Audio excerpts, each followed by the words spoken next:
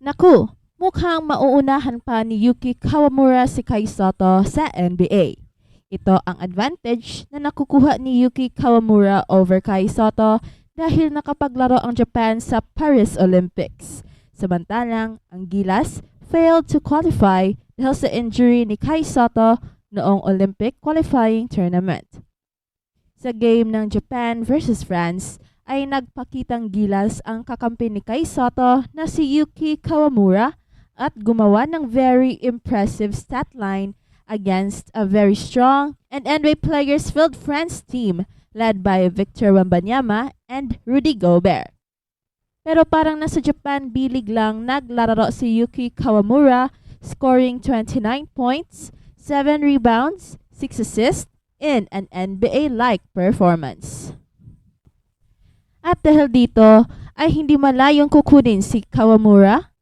At dahil dito ay hindi malayong kukunin si Yuki Kawamura ng mga NBA teams. His only problem ay ang kanyang height. He is too small sa NBA, pero sa pinakita niya again sa mga higante ng France, ay pinakita ni Yuki Kawamura na kaya niya kahit ang mga higante. Muntik pa nilang talunin ang host na France. Ito ngayon ang mamimiss ni Kai Sotto at ganito kalaki ng impact ng paglalaro sa Olympic Games. Nakikita kasi ng NBA ang mga players na nag-excel sa Olympics.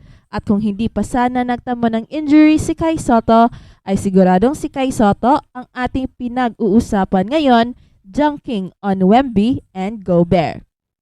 Kaya napakasakit ng injury ni Kai Sotto sa game versus Georgia dahil ito na sana ang mga malaking hakbang upang makakaabot si Kai Sotto sa NBA. One can just imagine kung nakapasok ang Gilas sa Olympics at kabracket pa ang Japan at ang France.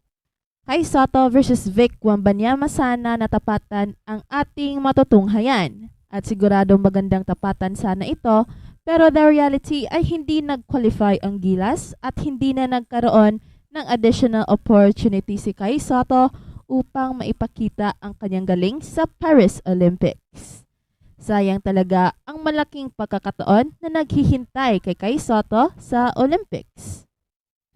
Kaya ngayon ay balik Japan bilig muna si Kai Sotto at siguro mas mabuti rin na kapag merong offers galing sa mga European teams ay mag-Europe muna si Kai Sotto kahit isang taon bago mag-NBA. Katulad ni 3D Ravenna na ngayon ay maglararo na sa Europe. 3D Ravenna is blazing a new trail once again. The long-time Japan B-League import will take his talent to Europe after signing with Dubai Basketball Club, the first Filipino to do it. The 27-year-old signed a 1-year contract with a player option on the second season.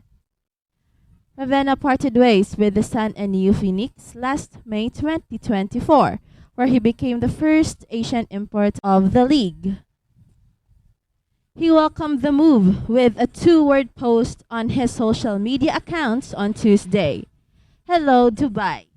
BC Dubai is set to compete in the next season of the Admiral Bet ABA League, which mostly features club teams from nations in the former Yugoslavia. 30 becomes the third Filipino to land himself a place in the European stage, following Juan Gomez Deliano's stint with Lithuania's BC Wolves in the European North Basketball League, and Jack Animam's club stint in Serbia in 2021. Shout out at Narciso Salao. Good day po. Puro na lang po silang kita, wala rin. Kay, kung saan ka nababagay, doon ka. God bless. At Slick Mother Blue. Lahat ng skills na kay na. Katawan na lang talaga kulang. Pag lumaki-laki pa katawan yan, talagang solido yan. At balitang Olympics naman. Kevin Durant, diniing top scorer ng United States. Warning sa mga nagtatangkang umagaw ng Olympic men's basketball gold ang performance ni Kevin Durant noong linggo. Sa 110-84 win ng Team USA laban sa Serbia, pasabog si Durant ng 23 points, kahit hindi naglaro sa unang 5 tune-up games ng Team USA dahil sa calf injury. Sa harap ng 27,000 crowd sa Lille, France, walang isinablay sa unang 8 tira si Kevin Durant bago nagmintis sa pangsyam. Kahit si Nikola Jokic walang nagawa para isabay ang Serbia sa USA. Pumasok si Durant 2 minutes and 33 seconds pa sa first quarter at naiwanan ang US 20-14. Kumayod agad ang all-time leading scorer ng Team USA. Pasok unang 3 ni Kevin Durant, 15 seconds pa lang ang itinagal sa loob. Sinunda ng isa rin ni Anthony Edwards at abante na ang Team USA 25-20. Mula roon, hindi na bumitaw. Sa second quarter, 6 na sunod na tira pa ang ipinasok ni Durant kahit sa harap pa ni Jokic. There's nothing he does that's surprising. Bulalas ni Olympic debutant Stephen Curry hinggil kay Durant. Hindi na nakakapagtakang secret weapon ng Team USA si Durant. Pero sa harap ng isang hotel sa Lille, ang mga nakaabang na fans ay nakasuot ng LeBron James number 6 sa Lakers jersey at number 30 Steph Curry Golden State uniform. Dapat bang ibigay ni Coach Steve Kerr kay Jason Tatum ang minutes ni Joel Embiid sa Team USA? Pagkatapos ng 110-84 na panalo, ang atensyon ay agad na lumipat sa 0 minutes na paglalaro ni Jason Tatum at ang -8 ni Joel Embiid sa loob ng 11 minutes. In fact, nagsimulang magtaas ng kilay ang mga tao bago pa man natapos ang laro at ang final buzzer ay nagpatibay lamang nito. Si Embiid ay nasa maling bahagi ng plus-minus ledger sa ikatlong pagkakataon sa 6 na laro kasama ang Team USA kung isasama ang mga friendlies bago ang Paris. At si Tatum ay isang DNP CD. Isang manlalaro na bagong gawad sa first team All-NBA at nanalo ng championship ay hindi man lang nakapaglaro laban sa Serbia. Ang manlalaro na nangunguna sa Raw plus-minus noong 2023-24 regular and postseason combined ay na-relegated sa pagpapalakas mula sa bench. Ang pangalawang leading scorer ng Team USA sa Tokyo Olympics. Every game's going to be different based on matchups. He's a total pro. His first team All-NBA 3 years in a row.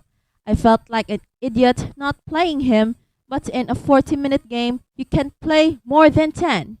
You really can't. So that raises some questions.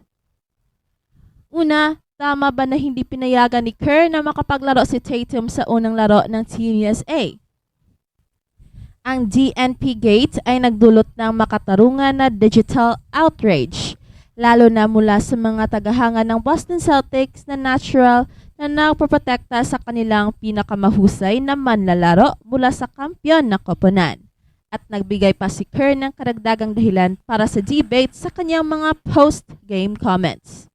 Bukod sa mga All-NBA appearances, iba't ibang catch-all metrics mula sa internet ang naglagay kay Tatum bilang ika-8 pinakamahusay na manlalaro ng 2023-24, ika-4 na pinakamahusay na American at ika-3 pinakamahusay na kasalukuyang membro ng Team USA.